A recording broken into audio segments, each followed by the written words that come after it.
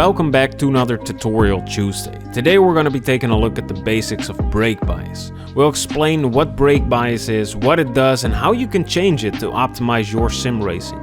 We're also going to analyze the effects of different brake bias settings with the Track Titan platform, where you can analyze your own driving for free and get a couple of extra insights if you sign up using code BrakeBias. Now let's talk about what brake bias is exactly.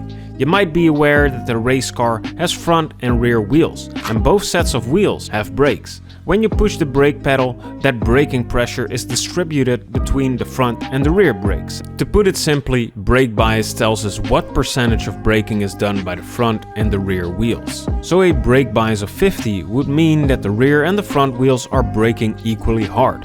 But shift this up to 60, then the front is doing 60% of the braking, whilst the rear is only doing 40% of the braking. Beware that these percentages don't mean all that much on their own, because each car has their own baseline brake balance that works well for that car and its weight distribution. When it comes to changing the brake bias, you should really be focused more on shifting it to the front or the back, depending on your driving style and what you want to get out of the car. So let's figure out how we can actually set the brake bias right for our own car and our own driving style. The first thing you need to know is what the actual effects are of changing the brake bias. When we shift the brake bias to the front, the car will have more braking force and it'll be more stable under braking. This also means that when you shift the brake bias too much to the front, you will experience understeer and locking up front wheels. When we shift the brake bias more to the rear, the car will have less braking force and it can turn more easily under braking, which helps with trail braking. But this also means that it's more likely to oversteer when you shift the brake balance too much to the back. Especially in ACC, standard setups have the brake bias set to something that works pretty well, but it's not tailored to your driving style. So if you're just getting into changing the setups, try tinkering with the brake bias in the following way. If you feel like your car isn't stable enough during the braking zones, shift the brake bias forward 1% or 2. Or if you feel like your car is not rotating enough through the corners with the agility you'd like it to have, shift the brake bias to the rear a little bit. Remember that setup changes are always a solution to a problem, so be sure you know what you're trying to solve. Now, to show the impact of a change in brake bias, we've driven 2 laps at Monza with the BMW M4. The lap in orange had the default aggressive setup brake bias of 60.2%, whilst the lap in blue had its brake bias set to a whopping 65%, so a lot more forward bias. Now, you would think this forward brake bias would help us in the long and heavy braking zones Monza is known for, but as it turns out, 65% forward brake bias is a little bit too much. In the first corner, we can already see the impact of this setup change when we look at the braking points. On the blue lap with more forward brake bias, we actually have to brake a little bit earlier. Now, this is a bit counterintuitive, as you would expect the braking zones to be shorter with a more front heavy brake bias. Setting the brake bias to 65 made the front wheels more prone to locking up.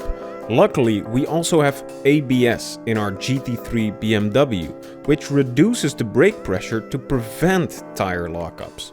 But by having to rely so heavily on ABS to prevent the lockups, the braking zone was actually lengthened. So by setting the brake bias too far forward, it was actually detrimental to our braking ability.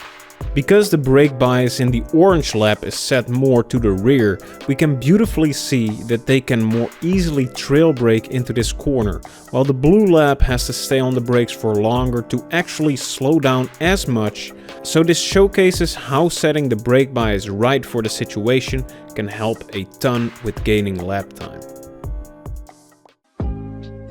Let's talk about how we can actually make brake bias work in our favor.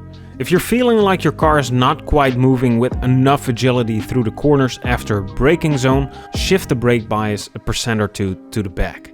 Or if you feel like you're overshooting corners regularly, or the car becomes mighty unstable during heavy braking zones, shift the brake bias a couple percent to the front. If you're changing the brake bias on the setup screen, you're setting your brake bias for the start of the race. but brake bias is actually something you can change on the fly during a race if you bind some buttons on your wheel to change it.